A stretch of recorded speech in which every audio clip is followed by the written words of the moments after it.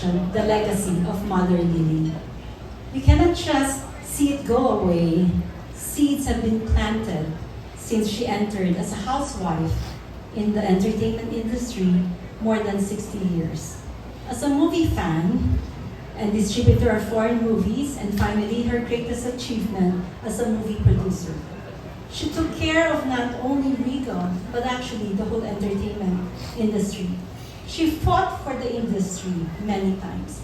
Lagi niyang sinasabi, hindi dapat pabayaan ang pelikulang Pilipino, ang industriyang Pilipino. She nurtured this with dedication, love, compassion, until her achievements become deeply rooted in a lot of people's lives. As a daughter, I'm very lucky to have been mentored for over 30 years.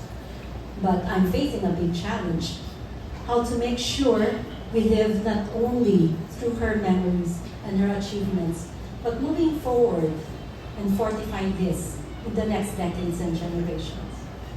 My siblings and the key people in Regal, together, are here to serve this industry and the Filipino audience worldwide.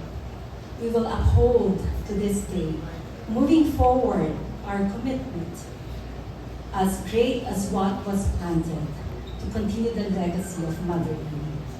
Today, there's reason why we are here together. The bigger reason, we are here because we love what we do. We are here because we want to grow and live in this industry, which is our life, like mothers. Through all of us here, I was always told, ito ang pamilya. Ang tinaguyod talaga ni Mother, itong pamilya niya sa movie industry. Hindi lang Regal ang tinaguyod niya.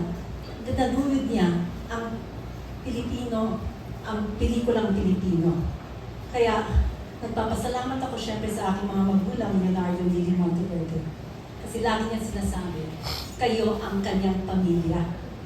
We will continuously support each other and make not only Regal, but the whole entertainment industry live on forever. This is the great Mother Lily legacy, and this is now our Regal legacy. Thank you, everyone.